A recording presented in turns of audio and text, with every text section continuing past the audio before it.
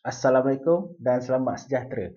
Okey, kali ni dalam video kali ni tak ada bincang pasal chess knowledge ataupun chess game, cuma kita akan borak-borak pasal apa-apa cerita-cerita ataupun perkembangan berlaku ataupun bagaimana perubahan yang berlaku dalam chess scene for the past 10 to 20 years. Mari kita saksikan.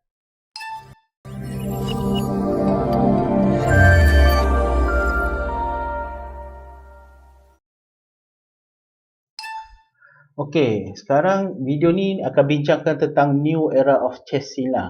Apa yang telah berlaku, perubahan-perubahan berlaku bagi mereka yang tak follow lah, tak follow apa yang chess telah berubah untuk sepanjang 10 ke 20 tahun. Okey. So, mula-mula sekali kita bincangkan tentang new world champion dan siapakah top players yang ada sekarang lah dalam tahun 2021 sekarang ni.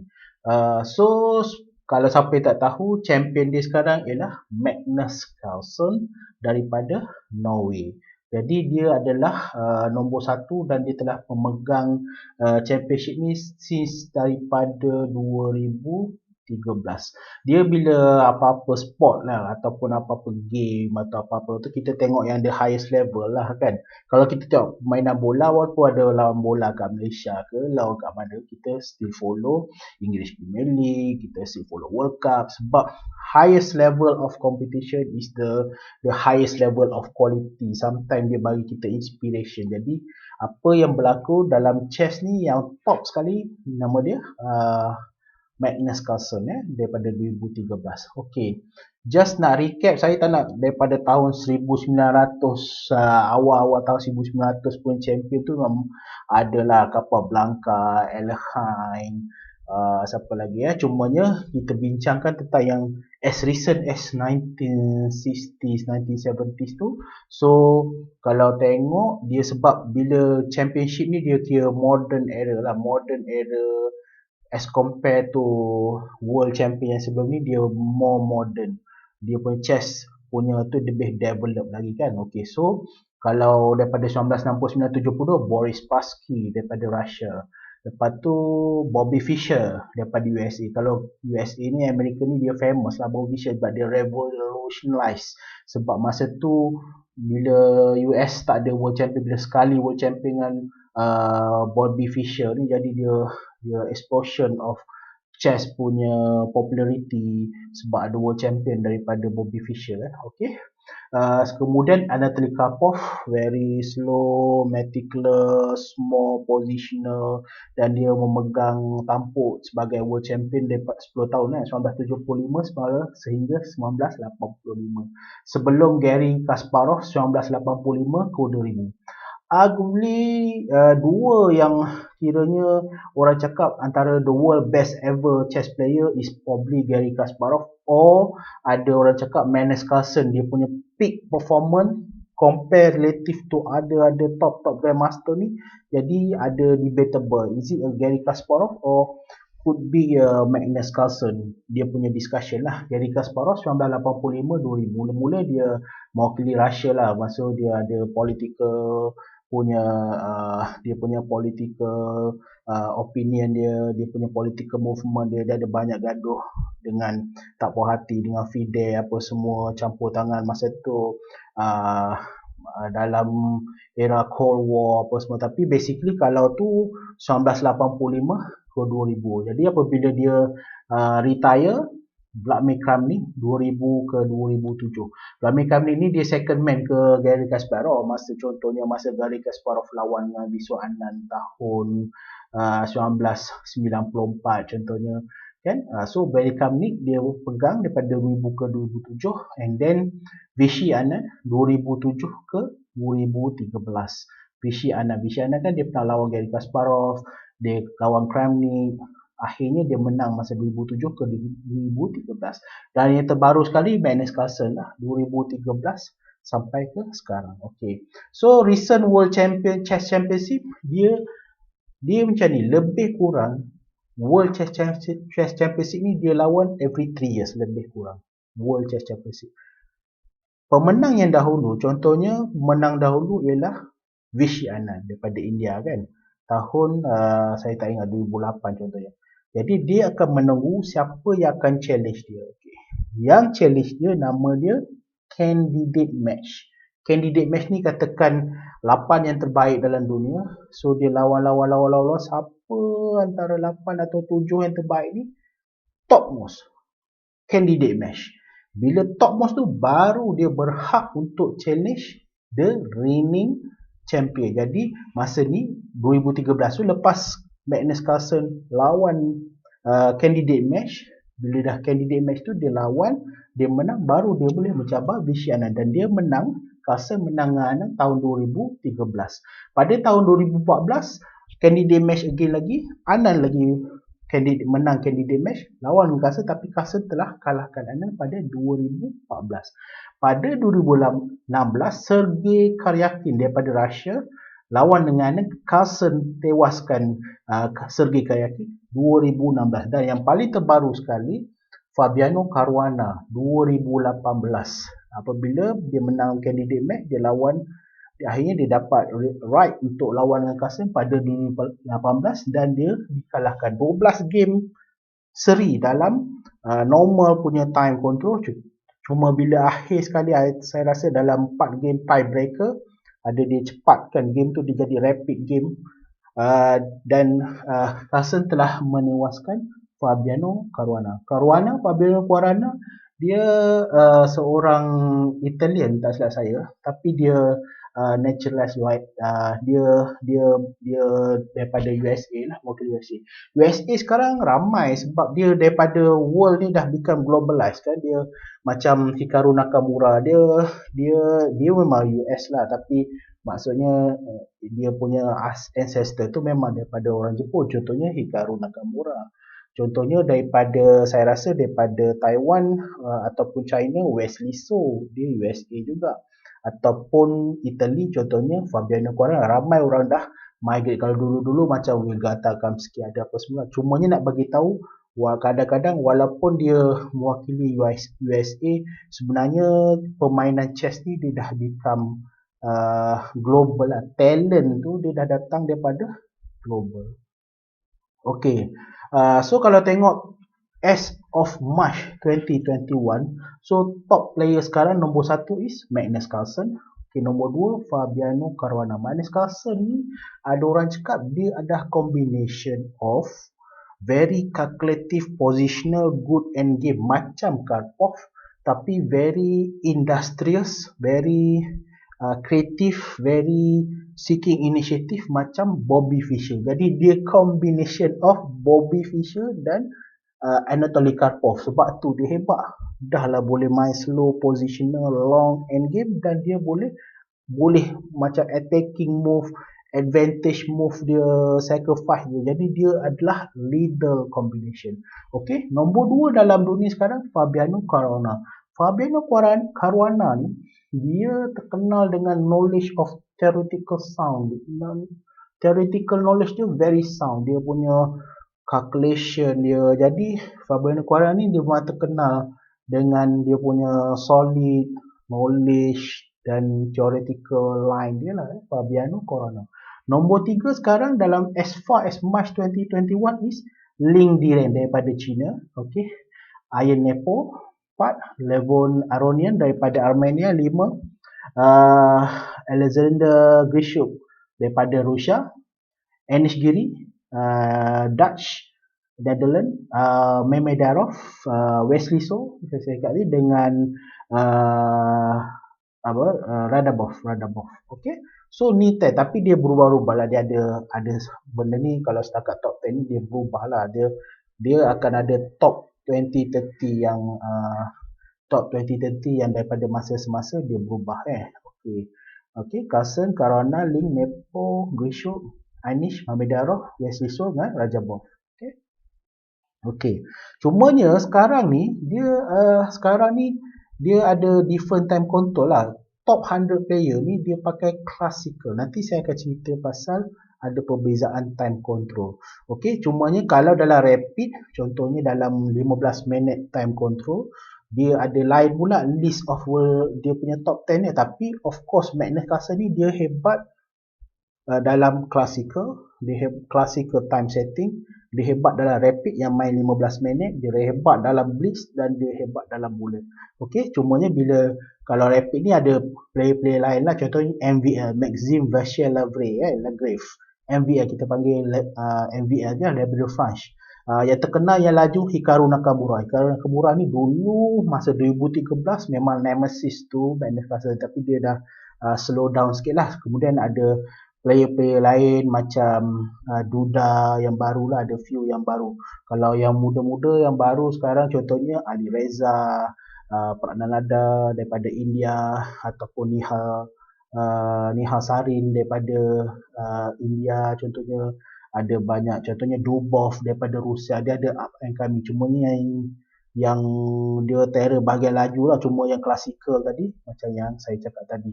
Okey, kalau yang blitz ni 3 minutes or 5 minutes. Yang top ni, bila yang blitz ni, yang top ni Hikaru Nakamura. Hikaru Nakamura ni dia memang tengah fast, dia memang terror lah. Kalau dia memang terror, kalau tengok dalam YouTube dia, boleh follow lah. YouTube ni you boleh follow champion, grandmaster apa semua. Cuma kita ni kalau English speaking ni, kita prefer yang English yang kita punya slang tu kita boleh faham sikit lah kan. Tadi saya boleh saja kalau Hikaru tu okey lah, you boleh follow lah dia punya English tu. Kalau Nakamura ni dia terror ni, dia punya tactical, he's a very tactical, very fast player lah Hikaru Nakamura. Untuk dapat tactical dan very fast player biasanya dia punya calculation dia power lah, ya. Okey. Yang kedua, apa yang berlaku, yang paling penting, apa beza yang berlaku dalam chess scene dulu dengan sekarang is the explosion of online chess.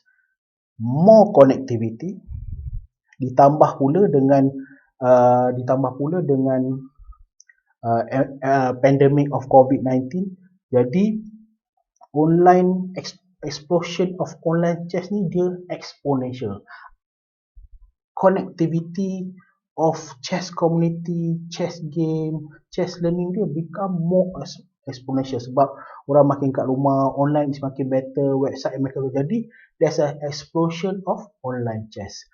Apa berita bagus explosion of online chess ni ialah dia lebih membuka peluang kepada semua orang serata dunia untuk akses dia. Okey. Apakah benda-benda yang berlaku dengan explosion of online chess ni? Pertama sekali, orang boleh buat online chess tournament daripada mana saja. Dia ada satu prinsip dalam catur ataupun anything lah dia cakap. Opportunity dalam dunia ni, opportunity tak sama. Contohnya seorang budak berada di tengah-tengah kemiskinan Afrika contohnya. Apa-apalah, ataupun di tengah-tengah kemiskinan di mana-mana very pedalaman. Opportunity untuk access to chess contohnya, ataupun lain-lain lah, contohnya education, ataupun opportunity is not equal dalam dunia opportunity. Tetapi talent is always well distributed. Talent is distributed. Jadi seorang budak yang berada di tengah-tengah kemiskinan di Afrika contohnya, tidak bermakna dia tidak talented. Cuma masalahnya dia tidak ada opportunity kan, mungkin tak ada chess tournament, chess pun tak ada, chess tournament pun tak ada, apa ke online ni apa, jadi dia tidak ada akses untuk tu. Tapi insya-Allah Tuhan dah bagikan sebenarnya semua orang berpotensi untuk berjaya. Maksudnya katakanlah ada seorang budak daripada Malaysia yang boleh jadi juara dunia, boleh. Talent tu sebenarnya is well distributed, cuma opportunity saja. Jadi bila ada online chess tournament, jadi sebenarnya bila dah makin senang sebab dah ada online, jadi jurang opportunity tu makin kurang. Jadi semua orang ada opportunity. Jadi tidak ada reason, tidak ada alasan untuk contohnya orang Malaysia untuk menang chess. Jadi tak ada nak tu. Saya bagi contoh. Okey, saya nak cerita sebab ini kita cerita macam saya dulu masa saya daripada sekolah menengah, saya punya minat daripada sekolah menengah. Nombor satu, Majlis Sukan-Sukan Malaysia punya akses kepada perlawanan catur, dia tak, tournament tu tak berapa regular lah, tak berapa perjalanan dia, tidak berapa organisation dia tak bagus apa semua kan.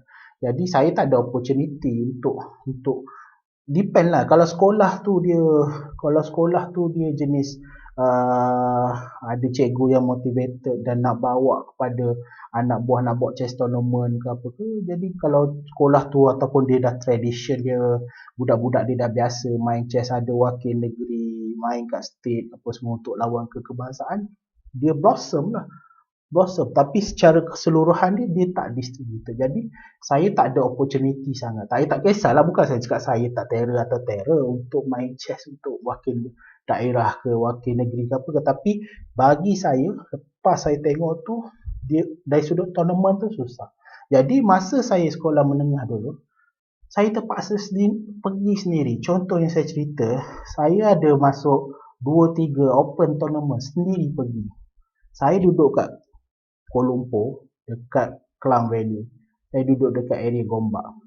Saya punya tournament tu dalam satu shopping mall di Kajang. Zaman dulu. Kena naik bas. Sebab kita bukan ada semua orang family yang boleh kereta, kita boleh support nak bawa kereta, kita pergi sana apa semua. So, tapi sebab kita independent kan, jadi kena naik bas pergi ke Central Market dulu. Pergi ke Central Market. Lepas Central Market, ambil LRT pergi ke Kajang pula. Lepas pergi Kajang, macam mana saya daripada Kajang punya LRT tu nak pergi ke shopping mall ke Kajang Mall. Nak cerita zaman dulu susah nak pergi chess tournament. Chess tournament katakan start pukul 9 katakan. Boleh bayangkan, naik bas dah sejam. Nak tunggu LRT, lepas LRT tu, masa saya pergi sampai LRT tu, saya fikir macam mana kita masa tu student nak naik taksi pun duit tak cukup. Macam mana nak pergi ke tournament ke dekat shopping mall yang masa tu dia punya 30 minit time control, kita main untuk satu hari lah permainan. Mujur lah ada orang buat tournament, sekurang-kurang kita kena pergi sendiri. Macam mana pergi, lepas tu balik, punya susah. Antara tournament satu yang saya pergi lagi, Royal Selangor Chess Tournament, pergi dekat Dataran Merdeka. Dulu Dataran Merdeka tu lepas dia develop tu kan, ada bawah tu, ada yang bawah tu ada subway bawah tu yang asalnya dulu nak buat macam shopping complex, lepas tu tak jadi sangat lepas, tapi bawah tu ada lagi kan, boleh turun bawah Dataran Merdeka tu kan. Masa tu lawan kat Royal Chess Tournament kat situ. Kita atas individu sendiri lah, depend lah, ada orang dia datang dengan cikgu dia, dah cikgu sekolah dia dah training, ada orang support daripada family member dia, boleh nak concentrate, nak bawa anak dia untuk belajar, depend lah, dia opportunity is not equal. Tapi nak ceritanya macam mana susahnya nak dapat pergi ke tournament chess. Itu baru tournament chess kan. Nampak tak, bila dengan explosion of online chess, tak ada alasan lagi. Tak ada alasan untuk kita tak boleh masuk tournament. Tournament boleh masuk. Mana-mana you boleh compete dengan satu dunia sekarang mengikut website-website yang saya cerita sekarang. Nampak tak macam mana online chess tournament. Nombor 2, online chess game. Online chess game dulu, jadi saya, macam mana saya nak sparring lawan chess. Kalau kita ada pun, sama ada kawan kita tu dia punya minat tak sama. Dia minat main chess tapi minat dia tak sama level. Susahlah kita nak sparring. Jadi kita punya progression nak main chess, nak naik lagi tu susah, sebab kita nak jumpa, kalau boleh kita nak jumpa yang lebih kurang sama. Tak apa kalau lebih kurang tinggi rendah daripada kita tu tak ada masalah, tapi enthusiasm, minat nak main, nak sparring. Jadi nak cari sparring tu. Kalau dalam satu sekolah, katakan dia duduk sekolah, yang sekolah tu sekolah project chess contohnya, dia ada 3-4 orang yang biasa main, jadi dia exponential lah. Exponential dia punya tu. Nak dapat sparring tu. Saya nak cerita je sebab kita nak cerita, saya nak cerita sedikit pada siapa yang tak kena, saya tak pernah cerita benda ni, macam mana saya punya natural, saya punya cerita dengan chess tu. Dulu, tahun saya sekolah menengah dulu, daya bumi bawah tu malam-malam hari, saya rasa hari maybe Khamis malam Jumaat ke Jumaat malam Sabtu ke, akan ada orang lawan chess kat bawah bangunan daya bumi tu. Dia lawan masa tu. Jadi kita nak tengok lah, betul ada cakap ni, you pergi tengok tu. So kalau macam dekat Amerika, maksudnya dekat yang apa, yang park tu lah, New York Park tu kan, yang orang lawan chess tu. Kalau kat Malaysia dulu ada orang main kat bawah tu. Kadang-kadang ada lah, macam-macam lah. Ada yang main betting RM5 satu game kan, main laju, dia bawa chess club, main-main. Tak ramai lah, mungkin 3-4 orang. 3-4 orang. Mungkin sebelum saya sekolah menengah dulu, tempat bawah tu dia lebih more aktif. Sekarang saya tak tahu. Tapi punya kita nak relax, siap boleh tunggu kita ni dengan naik bas, lepas tu nak fikir nak balik naik bas malam apa saja nak pergi tengok scene chess orang lawan, kita nak tengok nak jumpa orang yang minat dengan chess kita ni sampai macam tu susah sekali. Nampak sekarang online chess game ni kita boleh lawan lah, katakan kita start dengan 1500, kita boleh lawan dengan 1500, rating 1500. Biasanya start 1500 kan. Kita boleh tengok kalau kita kurang sikit, katakan rating kita 1400, dia akan pair kan, equal. Jadi permainan tu jadi best lah, dan kita boleh lawan dengan bermacam-macam, boleh lawan dengan bermacam-macam orang daripada mana-mana. It's become globalized. Jadi dengan explosion of online chess, opportunity untuk sparring tu bagus. Okey, nombor 3 sekarang ni entertainment and spectatorship lah. Nak cerita lagi konsep saya, berlaku dengan saya, lepas tu apa yang berlaku sekarang. Okey, saya dekat saya punya sekolah dulu ada seorang senior saya setahun 2 tahun. Ini saya tingkat 3, dia tingkat 5. Saya tak boleh sebut lah nama dia. Okey, dia ada kertas, dia tulis semua game antara Kasparov dengan Anand. Saya rasa Kasparov Anand lawan, katakanlah dia lawan berapa game 12 game ataupun 18 game yang dia lawan tu. Dia ada kertas A4 tu, dia tulis semua game 1, game 2, game 3. Oh, kertas tu legendary tu. Dia kira senior saya lah, terror lah dia. Relatively masa tu. Nak ceritanya zaman dulu kena tulis atau apa semua. Lepas tu tunggu surat khabar star hari Khamis atau Jumaat, ada satu kolom artikel chess. Jadi surat khabar star kena beli hari Jumaat. Saya tak tahu siapa, saya tak ingat siapa yang tulis nama dia. Ada seorang Chinese artikel dia, Chinese aficionados chess avid yang akan buat artikel tu, yang dia bincangkan tentang berita-berita baru, dan biasanya akan tunjuk game-game baru. Jadi kita tengok itu untuk match 1994 Kasparov Anand, tengok apa semua. Ada banyak lagi. Kadang-kadang kita tengok Deep Blue dengan Fritz. Kadang-kadang komputer pun ada tournament chess dia. Deep Blue dengan Fritz, dia ada komputer tournament kan, dia macam Deep Blue, Fritz, adalah 5-6, dia buat round robin, lawan round robin punya chess. Lepas tu dia produce game. Kadang cumanya bila artikel hari Jumaat dalam Star tu, dia bagi yang game-game menarik lah. So kita tunggu setiap Jumaat chess. Sekarang ni kita tengok macam mana.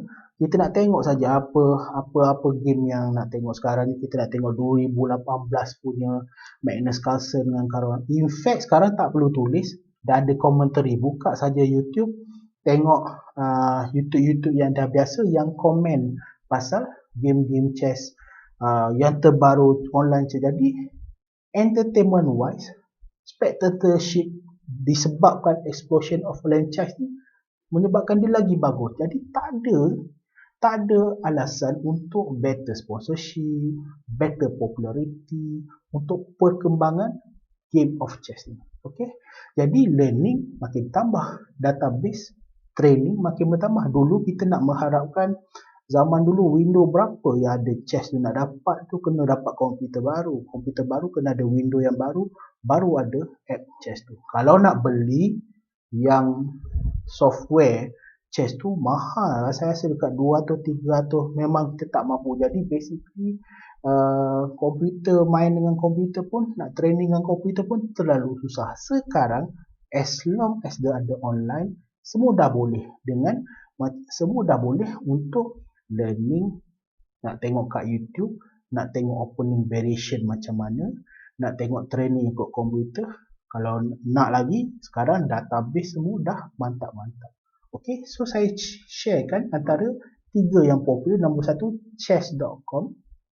Chess.com, siapa-siapa nak biasa, lichess.org ataupun uh, Chess24. Okay, mula-mula saya pergi Chess24 dengan Chess.com, tapi dia tak smooth sangat. Saya tak pasti, mungkin connection kita kalau pakai VPN lain lah mungkin, tapi connection ataupun tu jadi dia tak berapa laju sangat. Saya cadangkan pakai Lichess ni, color biru, you boleh tukar biru, coklat apa semua. Saya cadangkan Lichess. Okay, boleh jumpa dengan saya pakai saya punya ID saya pakai Hadi Malaysia. Senang sikit, kita mewakili, membawa bendera Malaysia masa lawan tu.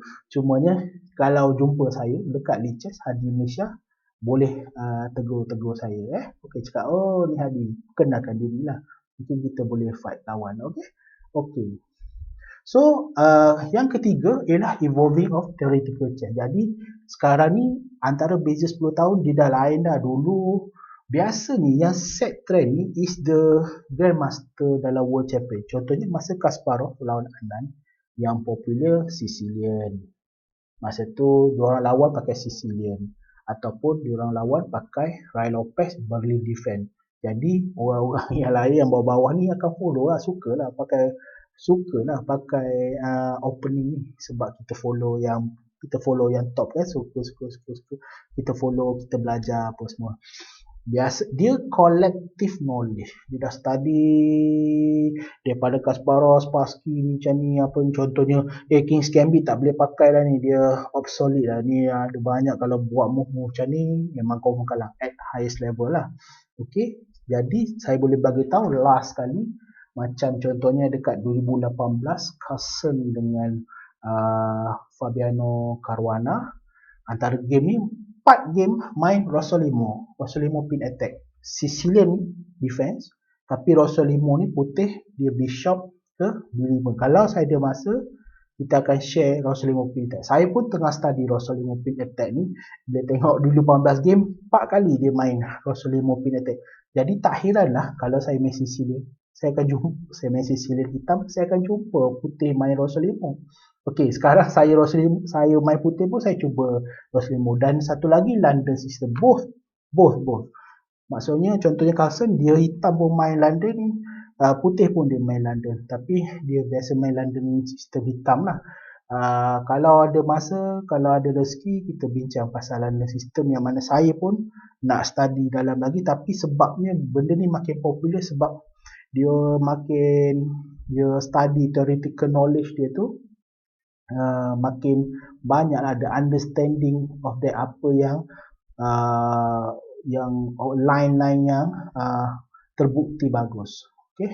Okay, jadi cuma saya nak bagi tahu pada yang tak biasa lagi, dia ada new time control. Sekarang ni evolving of the new chess, dia ada new time control. Biasanya classical game ni maksudnya lawan kat highest level yang boleh main sampai ke 6 jam ke 7 jam boleh. Dia 40 move 2 jam. Jadi bila dia habis 40 move, dia berhak untuk dapat another 2 hours. Okey, 40 move dalam masa 2 jam. Jadi 40 move 2 jam untuk putih, 40 move 2 jam untuk hitam. Jadi dia, kalau game tu jadi 60 move, jadi dia akan jadi jatuh ke 5 ke 6 jam lah. Kalau jadi ini standard classical game, standard time control. Okay, tu ada highest level. Saya pun tak pernah lawan, sebab siapa nak tunggu, kita tak mainnya 3, 4, 5 minit nak fikir satu move kan. Yang ni betul-betul highest level lah biasanya. Kalau open game betul-betul saya tak pasti ada orang main classical game kalau kat Malaysia ni sampai ke 40 move. Mungkin adalah close championship, Royal Selangor close championship. Close tu maksudnya invitation sajalah, orang yang tera-tera, yang international master ke national master ke FIDE master. Okay, Okey, lepas tu cuma kenapa saya nak bagi tahu pasal perkembangan tentang new time control ni ialah uh, pada siapa-siapa yang baru. Yang baru ni tak semestinya, maknanya siapa-siapa yang baru nak mula main chess ataupun ada anak-anak yang baru nak mula main chess, kat mana nak concentrate. Jadi saya bagi tahu mana yang popular dan mana yang kita patut invest untuk belajar macam mana supaya kita faham apa dia. Okey, dia ada rapid ni ada 10 ataupun 15 minit. Lepas tu dia ada blitz game ni 3 minit atau 5 minit. Lepas tu bullet game 1 minit. Biasanya saya cadangkan untuk orang baru pergi ke rapid 10 minit dulu. Okey, bila dah terror sikit, dah pandai sikit, okey mula main 3 minit ke 5 minit blitz game.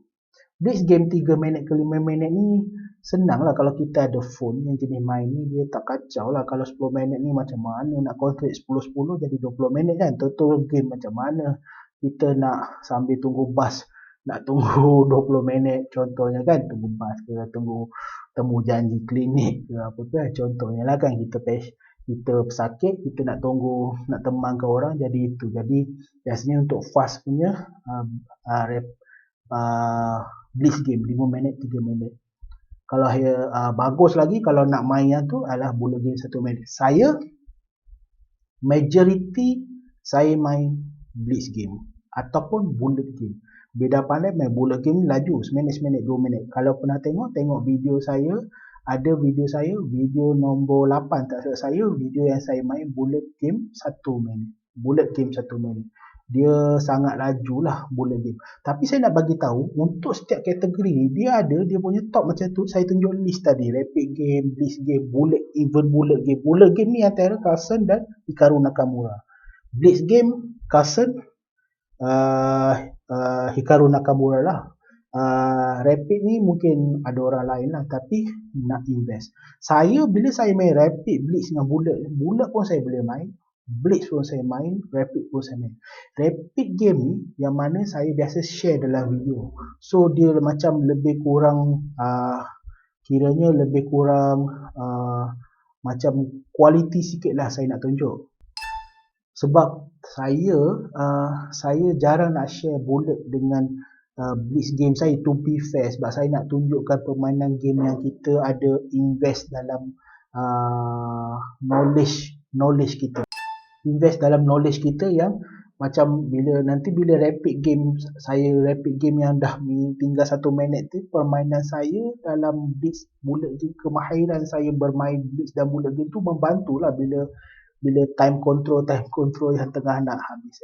Okey, kemudian ada satu lagi tiebreaker ni bila dia ada, kalau katakan dulu ada satu game ni tahun lepas, rapid Hikaru Nakamura lawan Carlsen, dia bagi 3 jam dia lawan rapid game, lepas tu dia pergi ke blitz game, lepas tu dia pergi ke bullet game. Okey, kadang-kadang ada yang blitz dengan bullet game ni dia ada tiebreaker dengan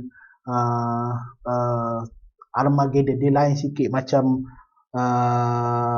black 5 minit, putih 3 minit, tapi kalau putih dia kena menang, kalau draw dia dikira kalah. Adalah dia punya variant dia. Okey, so macam ni lah kalau dalam chess, so boleh pilih lah 1 minit, 3 minit, yang ada incremental boleh saja. Kalau nak main yang incremental, saya biasa main yang tak ada incremental dah, dan rapid 1 minit, 3 minit, 5 minit ataupun 10 minit. Okey, last kali kita cakap pasal sekarang ada Better Chess Artificial Intelligence. So yang terkenal dulu ialah Deep Blue yang berlawan dengan Garry Kasparov kan. Tapi komputer kan jauh lebih bagus daripada tu. Jadi last 5 tahun yang hebat komputer ialah Stockfish. Cara komputer cumanya yang terbaru sekarang ialah AlphaZero. AlphaZero punya setting ni dia lain, dia punya artificial intelligence dia self learning, dia kena google lah dia punya tu. Tapi at this moment AlphaZero ialah chess komputer yang top lah. Dia letak AlphaZero dengan lawan dengan Stockfish, memang Stockfish tak menang langsung, ada beberapa draw dan berpuluh-puluh yang Alpha Zero menang. Alpha Zero ni dia special sikit sebab dia gunakan self learning machine, dia berbeza sikit. Macam Stockfish ni kita letak algoritma kita bagi tahu value cara dia tu dan kita tunjuk calculate kat mana preferential, mana dia bagi value rook, bishop macam mana semua, position macam mana, is favorable, non favorable, kita bagi algoritma dia. Alpha Zero ni dia self learning daripada zero. Kita bagi set of chess punya game tu, macam mana dia punya undang-undang, dan kita biarkan Alpha Zero tu berfikir sendiri apakah move yang terbaik. Bila dia explore dalam Alpha Zero ni, memang kita dapati Alpha Zero dia menghasilkan game yang sangat berbeza daripada sepanjang 102 tahun 200 chess dimain oleh manusia. Dia banyak sacrifice, dia value, bukan sacrifice, dia banyak, dia value positioner yang nampak hilang 1, 2, 3 point, tapi sebenarnya bishop dia dah bersusun, rook dia dah bersusun just untuk attacking.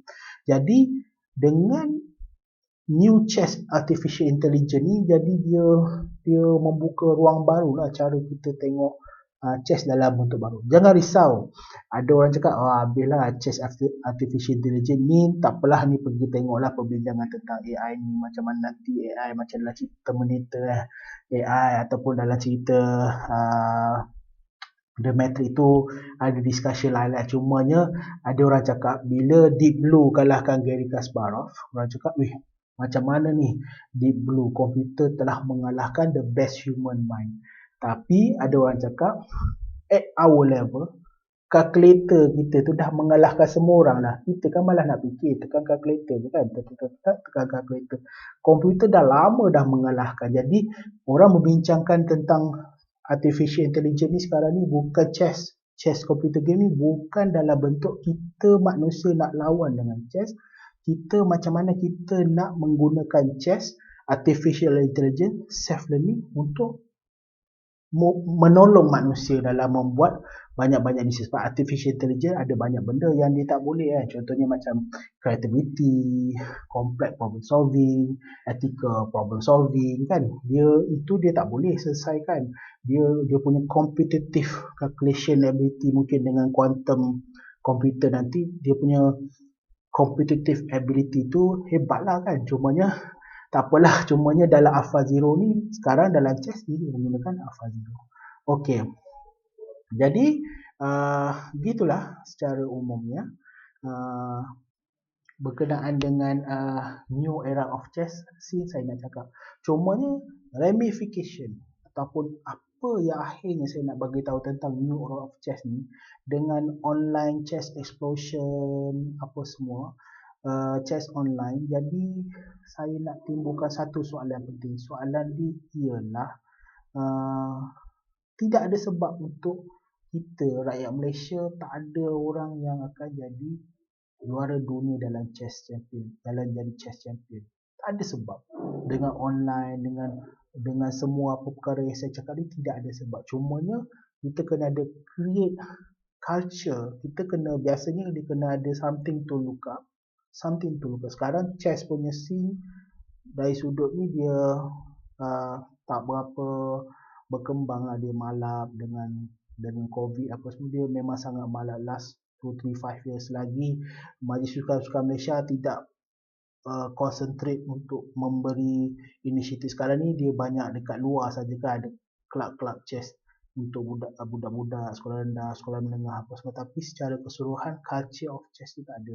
Kalau kita ada culture of chess, something to look up.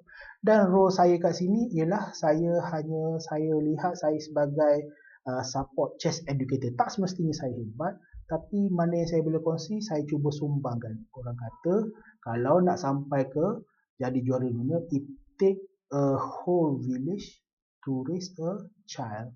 Jadi mungkin kita perlukan seluruh rakyat Malaysia untuk menghasilkan juara dunia, untuk menghasilkan culture untuk juara dunia chess champion. Jadi saya tutup saya punya video ni dengan memberi satu lontaran persoalan. Jadi tidak ada sebab Malaysia tidak ada juara dunia dalam jadual. Okey, semoga bermanfaat dan kita berjumpa lagi.